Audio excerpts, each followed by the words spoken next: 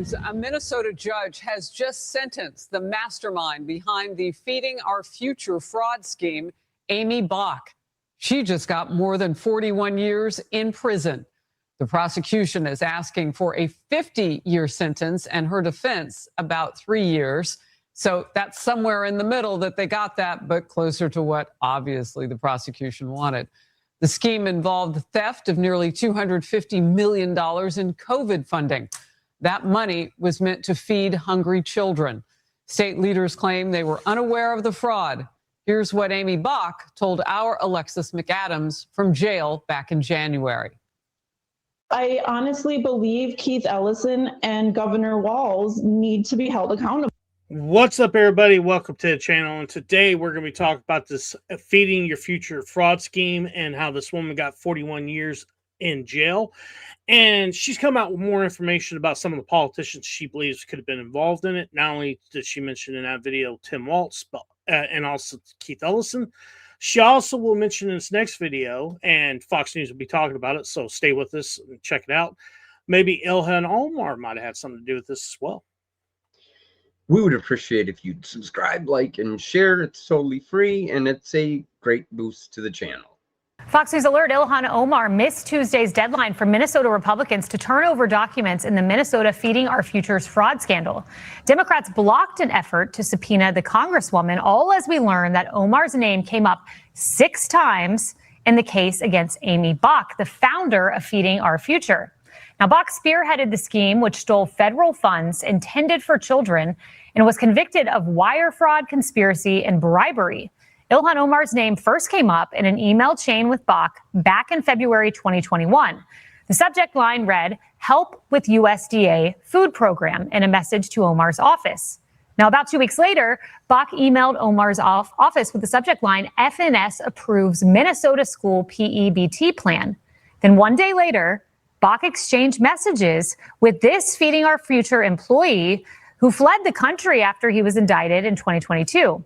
The subject line of their emails was Ilhan's office, and the emails kept flowing after that. In March, Bock emailed Omar's office again. Now, guys, just to remind you of something, Ilhan Omar was part of actually writing the bill for Feeding Your Futures program. And that's what makes this connection interesting. She's also, like she said there, her name is mentioned 6 times when it comes to this case against Aimee Bock. So you have to see a connection there. They're handing out big boy time now, so we're going to start seeing people telling each other about the state's school food program. There were also text messages between Bock and Omar's office, which was uncovered during a raid of Bock's Minnesota house.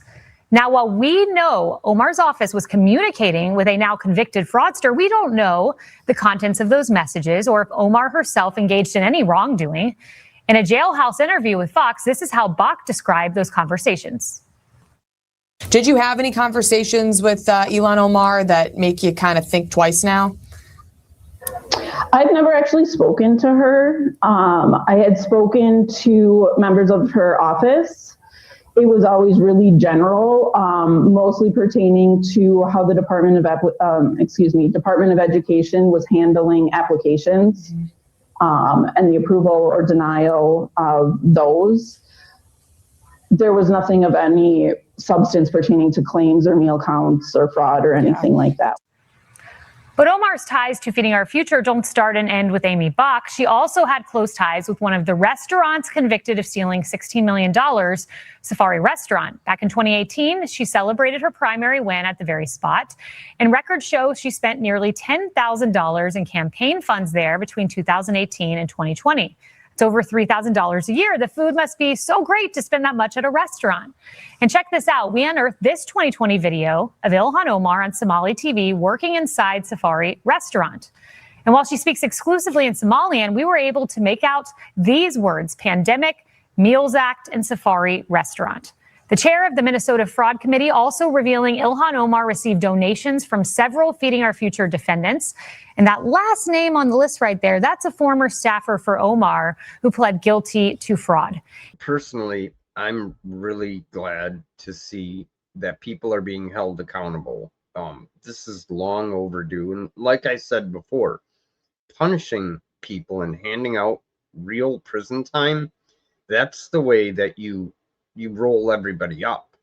You get them telling on each other because they're afraid of the time. And, you know, we can explore or actually discover who benefited and just how. I can't say Omar benefited for sure, but I suspect that she did. Like you said before, she was integral. She sponsored the Feed Our Kids Act, and she was involved with this whole community who was ripping us off, you know, to the tune of billions of dollars. Just depends on what program you're talking about. Are you talking about, you know, rides? Are you talking about, you know, food, after school programs, all of which were being billed crazy amounts of money and weren't offering any services? Yeah, I think the reason I think she benefited from it, because if you look at how instrumental she was part of this bill and how she got rid of a lot of the things you have to go through to get any kind of other subsidy from the United States government, it is so easy to actually defraud this thing. You know, you saw right there, $250 million people stole. That's a lot of money. And she right there, I think, benefit from it because it was her community did a lot of it, if you look at it. And then you also have Keith Ellison and also someone like Tim Walz, who also benefit from this because they actually facilitated it. They didn't arrest people. They didn't try to convict people. They allowed people to leave the United States and go back to Somalia. You know, stuff like that was happening all the time. And then Tim Walz would go after whistleblowers like he did. So Right. there is a lot of stuff going on here that I think at some point or another, they're going to get the right person that's going to drop the dime on these people. And then we'll find out the real truth about how much they benefit from it. Yeah, and remember, we have Keith Ellison, the Attorney General, on record telling Somalis, don't worry about this. I'll handle this complaint. I'll handle that complaint. We'll bury them. Look at, you don't do those kind of things unless you are personally benefiting from the money from the program. So I can't wait to see guys like Ellison and Walz held accountable. I don't want to see some little fish held accountable and all the top people get away. No, the top people need to be rolled up. All right, guys, that's the end of the video. We hope you enjoyed. Please hit that like button, comment, and share this out to everybody. Thanks for being here.